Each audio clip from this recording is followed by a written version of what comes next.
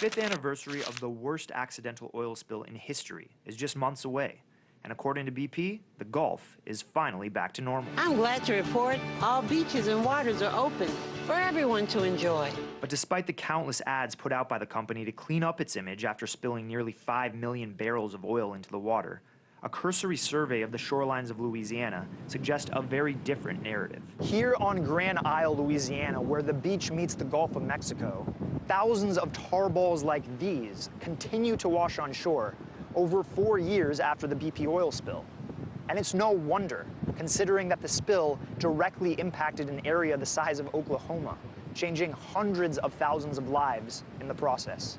Lives like Jory Danos, a former cleanup employee who worked on a skimmer boat for 3 months after the spill. Along with the oil itself, Danos was directly exposed to a chemical oil dispersant called Corexit.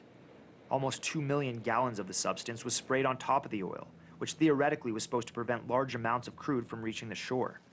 Instead, it made him violently ill. It started with abdominal pain that was ruthless. It felt like a razor. But Danos, who was in the middle of a civil suit against BP, was hardly the only one that became sick from the oil and subsequent dumping of Corexit. Dr. Michael Robichaux opened a clinic out of his house 2 years after the spill to treat over 100 cleanup workers, and the shared symptoms he observed shocked him. Patients from Florida, Alabama, Mississippi, and Louisiana all had identical problems. Very bizarre problems, things that I had never seen before.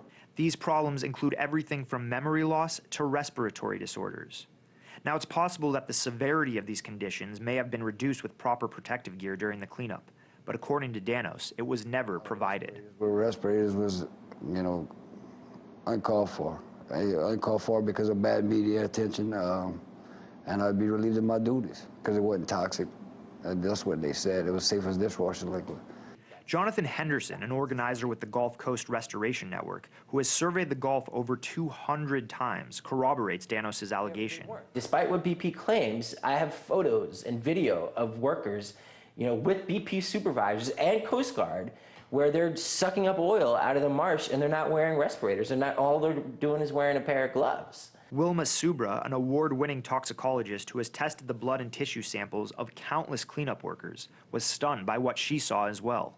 This was 2010, and this was absolutely unacceptable for workers to be exposed and made ill in 2010 in a workplace environment. Earlier this summer, BP finally started paying out medical claims for oil spill victims. But as of this broadcast, only 148 of over 10,000 claims have been approved, with the average settlement amounting to a mere $1,600. Furthermore, according to court documents, the conditions covered by the settlement are easily treatable and cost-effective, such as a runny nose and facial pressure, and vastly different from those observed by Dr. Robichaux. They came up with a list of illnesses that were, at very best, and I'm going to be a little vulgar over here because I'm PO'd at them, chicken shit at best. A BP spokesperson later released a statement to Breaking the Set, writing, "The same ingredients containing Corexit are also found in common consumer products such as household cleaners, food packaging, hand lotion, and cosmetics. The product ingredients alone do not determine if a compound has created a public health concern. There must also be exposure to a compound at levels and for sufficient duration that could cause harm. Due to the controls in place during dispersant application operations, there was little potential for public or worker exposure when dispersants were applied to the oil offshore." But those words are of little comfort to people like Jory Danos, who worries he won't live long enough to see his 3 daughters grow up. Big corporation can try to take me down, but I'm just a little peon that's trying to fight and make everybody understand what's really going on down here. For Breaking the Set, this is Cody Snell in Louisiana.